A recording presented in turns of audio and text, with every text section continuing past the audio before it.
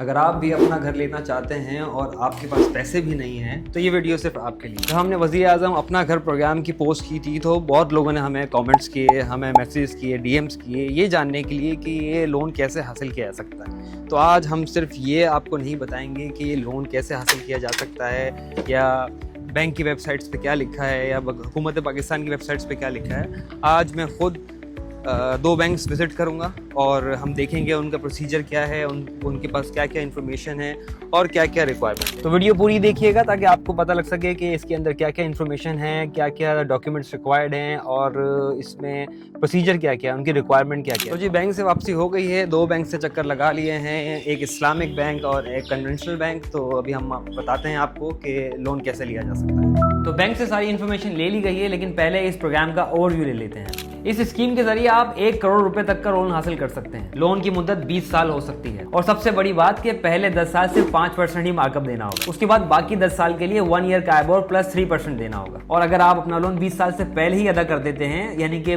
12 या 10 साल के अंदर ही मुकम्मल अदा कर देते हैं, तो कोई प्री पेमेंट पेनल्टी भी नहीं लगेगी। अब बात करते हैं कि इस लोन में घर कैसा होना चाहिए। प्रॉपर्टी लीज होनी चाहिए, सब लीज नहीं। घर का साइज 10 मरला या 302 स्क्वायर यार्ड से ज्यादा नहीं होना चाहिए और अगर अपार्टमेंट है तो उसका कवर्ड एरिया 1360 स्क्वायर फीट से ज्यादा नहीं होना चाहिए। और एक जरूरी बात, ये स्कीम सिर्फ उन लोगों के लिए है जो पहली बार अपना घर खरीद रहे हैं। अब बात करते हैं बैंक्स की। मैंने एक इस्लामिक बैंक विजिट किया और एक कन्वेंशनल बैंक विजिट किया ताकि दोनों के पर्सपेक्टिव सामने आ सके। इस्लामिक बैंक के लिए मिनिमम सैलरी 40,000 रुपए होनी चाहिए, जबकि कन्वेंशनल बैंक के लिए 25,000 रुपए भी एक्सेप्टेबल है। लेकिन ये बैंक टू बैंक भी वेरी करता है, तो आप जिस बैंक में जाएंगे उससे आपको वेरीफाई करना पड़ेगा। सैलरी बैंक अकाउंट में ही रिसीव होनी चाहिए। पिछले 3 से 6 माह की सैलरी स्लिप देनी होगी और तकरीबन 6 से 12 माह का बैंक स्टेटमेंट भी रिक्वायर्ड होगा। इसके अलावा अकाउंट मेंटेनेंस सर्टिफिकेट और 2 रेफरेंस लेटर भी देने होंगे। करंट घर का पता और ऑफिस का एड्रेस भी देना होगा। बैंक का नुमाइंदा वेरिफिकेशन के लिए आपके घर और ऑफिस भी विजिट कर सकता है। अब सबसे कॉमन सवाल, सैलरी कितनी हो तो लोन कितना मिलेगा। बैंक स्टाफ के मुताबिक अगर किसी की मंथली सैलरी 1.5 लाख के करीब है तो उसकी फाइनेंसिंग तकरीबन 35 से 40 लाख के दरमियान बन सकती है। और अगर आप 1 करोड़ रुपए की फाइनेंसिंग लेना चाहते हैं तो आपकी मंथली इनकम तकरीबन 2.5 से 3 लाख से ज्यादा होनी चाहिए। लेकिन याद रहे कि फाइनल अप्रूवल बैंक की असेसमेंट और डॉक्यूमेंट पर ही डिपेंड करता है। अब अगर आपकी सैलरी इतनी नहीं है तो एक आसानी अभी मौजूद है।